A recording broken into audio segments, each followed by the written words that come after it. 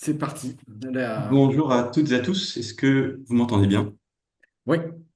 Voilà, donc je suis Arnaud Seit, responsable du pôle satellite du CEREMA. Pardon, j'ai mal prononcé ton nom alors. Ah oui, il n'y a pas de problème, pas de problème. Donc voilà, je vais rester quelques instants sur ma première diapositive, le temps de dire quelques mots rapides sur le CEREMA et le pôle satellite. Voilà, donc le CEREMA, c'est un établissement public qui agit donc au service de l'État, des collectivités, et qui les accompagne dans leurs défis en lien avec la transition écologique, en lien avec l'adaptation au changement climatique. Donc il est présent sur le territoire national, y compris dans les Outre-mer. Euh, donc le CEREMA produit de l'expertise de l'ingénierie publique sur plusieurs domaines d'activité portés par le ministère de la Transition écologique, pour faire court. Voilà. Et donc au sein du CEREMA, le pôle satellite que je représente, c'est une équipe d'une dizaine d'ingénieurs spécialisés dans le domaine de la télédétection. Donc dans cette équipe, on mène des activités de R&D en partenariat avec les collectivités, en partenariat avec l'État, ou d'ailleurs dans le cadre d'appels à projets. Donc, voilà, ces développements sont l'occasion aussi de proposer des prestations voilà, sur des thématiques très variées, basées bien sûr sur l'utilisation des données issues de l'imagerie spatiale. Mais comme ça vient d'être dit, voilà, on n'utilise bien sûr pas que du spatial, hein. On sait tous que voilà, l'imagerie satellitaire est complémentaire à d'autres données acquises par d'autres biais. Ces développements méthodaux nous ont également permis voilà, de réaliser des productions à l'échelle nationale. J'en dirai un tout petit peu plus tout à l'heure, mais voilà, je peux citer notamment une production en lien avec la thématique des îlots clairs urbains et une production en lien avec l'éclairage nocturne. Parmi les autres activités qu'on réalise au pôle satellite, ça a été un peu évoqué tout à l'heure par d'autres intervenants, donc des formations de sensibilisation d'acteurs publics à l'usage du spatial, mais également des formations à l'utilisation des outils et méthodos qu'on a pu développer au CRM. Donc, pour un petit peu nous situer dans cet écosystème du spatial, donc à la fois dans l'équipe, on a des compétences techniques pointues en télédétection et puis sur l'usage du spatial sur de nombreuses thématiques. Et puis comme cette équipe, elle est au sein du CEREMA, elle est très au fait des besoins des collectivités locales, des besoins de l'État. Donc voilà, on est justement à l'interface entre le monde du spatial et les acteurs des politiques publiques. Donc, c'est vrai que c'est un positionnement qui est très important, voilà, parce que les acteurs publics peut-être ne connaissent pas forcément, suivant leurs besoins, si le spatial peut être pertinent ou pas. Donc parfois, voilà, suivant comment ces acteurs publics disposent ou non de compétences sur le domaine de la télédétection. Et donc justement, voilà, on a l'expertise nécessaire pour voir si le spatial peut avoir une plus-value suivant les besoins des acteurs publics. Donc, un autre avantage qu'on a, c'est que comme le pôle satellite, on est au sein du CEREMA, donc on est en lien, je dirais, direct avec les experts métiers sur les nombreuses thématiques portées par le CEREMA. Et donc, justement, ça permet de proposer un accompagnement, comment dire, complet des collectivités locales qui va du diagnostic jusqu'à la mise en œuvre de stratégies territoriales et plans d'action. Voilà, ça a été bien dit tout à l'heure. Euh, on va rarement, entre guillemets, tout seul avec le spatial pour accompagner les acteurs publics. On y va, voilà, en étant bien connecté aux thématiques. Ça a bien été rappelé par Emmanuel Cano tout à l'heure. On reste connecté aux thématiques pour voilà, que le spatial puisse apporter toute sa plus-value. Donc, je vais vous exposer un petit peu quelques cas voilà, sur lesquels on peut travailler au sein du CEREMA. Donc, vous donner quelques exemples de développement et de production du CEREMA pour les collectivités locales et l'État. Donc, tout d'abord, sur la thématique de la biodiversité, voilà, on voit qu'il y a des besoins pour faciliter la gestion de l'éclairage artificiel nocturne, pour voilà, répondre à des enjeux de préservation de biodiversité, des enjeux d'économie d'énergie ou de sécurité ou de cadre de vie. Donc voilà, récemment, au CEREMA, on a eu l'occasion de produire des cartes départementales de radiance nocturne à partir d'images satellites nocturnes donc de résolution 130 mètres, à partir donc des images du satellite Liogia. Alors, c'est des données qui datent un peu, hein, ça date de 2018, mais bon, voilà, elles ont le mérite d'exister. Donc, on a réalisé, ces données sont accessibles en open data sur datagouv.fr et visualisables sur un visualiseur en ligne avec la copie d'écran qui est sur ma slide. Donc, ces données, on les a accompagnées d'un rapport méthodologique expliquant un petit peu voilà, comment ça avait été produit et d'une FAQ pour que ces données soient utilisées de manière appropriée. Et on a eu l'occasion de faire un webinaire national en avril 2024. Donc le webinaire, il est enregistré et accessible en ligne pour les personnes intéressées. Excusez-moi, voilà. À quoi donc servent ces données d'éclairage nocturne? Voilà, comme je l'évoquais tout à l'heure, pardon, à cibler des zones à enjeu pour la biodiversité. Donc voilà, on va croiser les données d'éclairage nocturne avec d'autres types de données de biodiversité. Voilà, permettant de cibler des zones à enjeu, des zones sur lesquelles il est nécessaire d'approfondir et de faire des études plus poussées. Ça peut permettre aussi, par exemple, d'identifier des sources d'éclairage privé. Par exemple, si on possède une base de données d'éclairage public, on la croise avec la base d'éclairage nocturne satellitaire.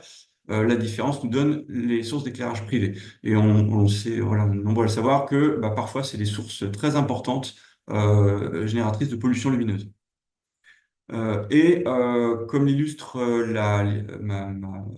l'image de ma slide, on a pu réaliser par exemple sur un quartier de la métropole de Nice, Côte d'Azur, un croisement de ces données-là avec des fichiers fonciers sur l'occupation des parcelles pour identifier les parcelles publiques et privées les plus émettrices dans les zones à force enjeu de biodiversité. Voilà, donc en croisant un peu toutes les données à disposition, on peut produire ce genre de cartographie.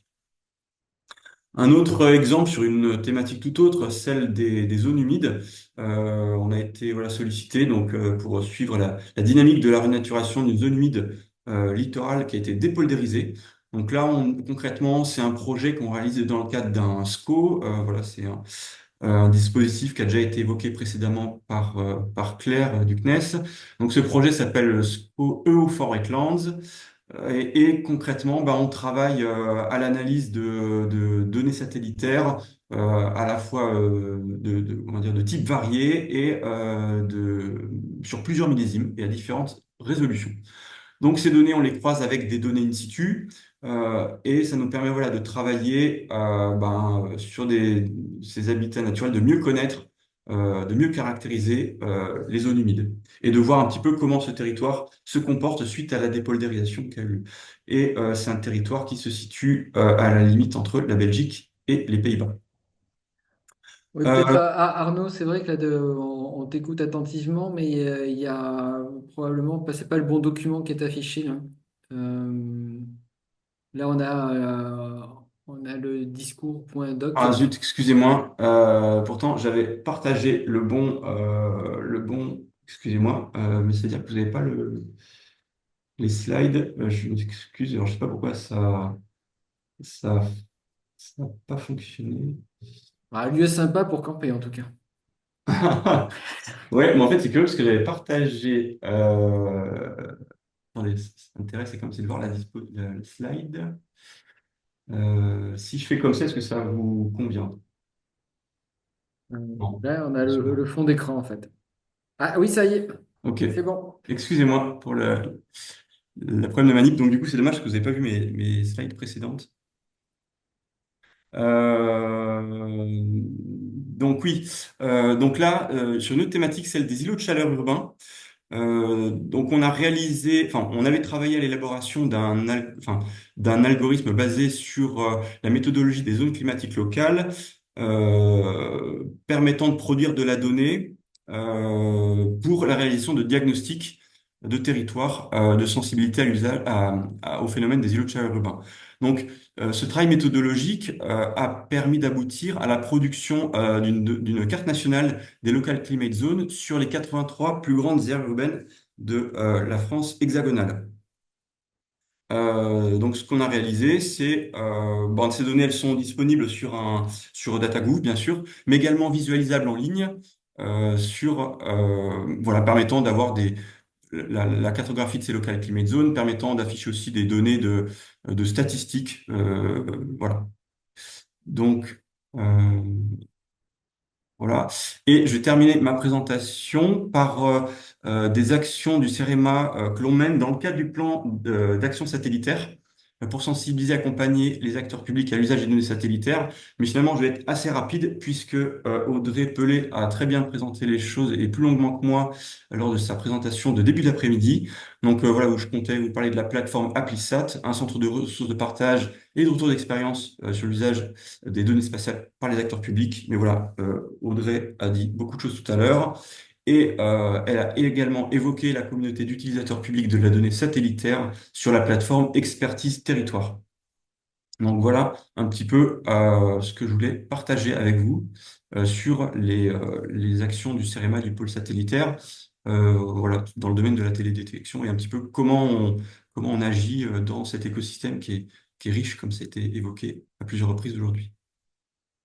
Merci Arnaud. Alors on va voir s'il y a des questions. Alors, ouais, j'en ai une première peut-être. Alors là, moi je suis à Avignon, donc sur le territoire du Grand Avignon. Imaginons que le Grand Avignon veuille cartographier les zones de surchauffe et les zones de fraîcheur ou de manière plus globale l'îlot de chaleur urbain, ou veuille cartographier la biodiversité sur son territoire. Euh, Concrètement, comment ça se passe? Elle fait appel au CIREMA. Le CIREMA va voir de quelle manière le CIREMA peut aider, peut contribuer aux travaux. Comment ça se passe au quotidien? Euh, Habituellement, ce qui se passe, c'est que les collectivités contactent la direction territoriale du CEREMA qui correspond à leur territoire. Et puis ensuite, bah voilà, suivant la thématique abordée, je dirais les connexions se font en interne. Voilà, donc si les collègues thématiciens, comment dire, sont approchés sous un angle biodiversité, par exemple, bah voilà, ils vont éventuellement solliciter notre équipe du pôle satellitaire pour voir si le spatial peut répondre, peut être une donnée complémentaire aux données qui existent par ailleurs. Et voir voilà comment on peut monter une étude voilà en interaction avec la thématique, en interaction avec le spatial et pour avoir un peu une proposition la plus intégrée possible pour répondre aux besoins de la collectivité. C'est un peu voilà, c'est la posture traditionnelle du CEREMA quand il travaille pour le compte des collectivités locales, par exemple. Donc, le CIREMA est maître d'œuvre de toute manière, au moins sur un certain volet. Après, s'il n'y a peut-être pas les compétences en interne, c'est là où il y a un appel à un marché public ou là aussi, Oui, comment ça voilà, se on peut passe? faire appel de manière ponctuelle à de la sous-traitance ou être en partenariat ou finalement les types d'interventions sont assez variés et on s'adapte voilà, on peut s'adapter en fonction de la demande et de ce qu'il est possible de faire pour nous. D'accord, merci. Donc, Est-ce qu'il y a une question? Vous pouvez prendre la parole ou poser dans la zone de conversation, dans le chat. Bon, mais s'il n'y a pas de questions, on va enchaîner. Merci beaucoup, Arnaud. Donc, avec ce CEREMA hein, qui apporte toutes ses compétences pour aider les collectivités. Et c'est essentiel dans ce contexte de mise en place, de transition, de la transition énergétique, enfin écologique, j'allais dire, qui inclut toutes les transitions énergétique, environnementale, etc., sociale, économique. Donc voilà, c'est un partenaire, c'est l'un des partenaires possibles. Et j'allais dire en échange direct ou alors à travers des marchés publics pour faire appel à des compétences complémentaires. Et ça, c'est important aussi de le souligner. Arnaud, c'est bon, tu avais un dernier mot ou tu as tout dit? non, non, ça, c'est bon. Bon, mais merci beaucoup.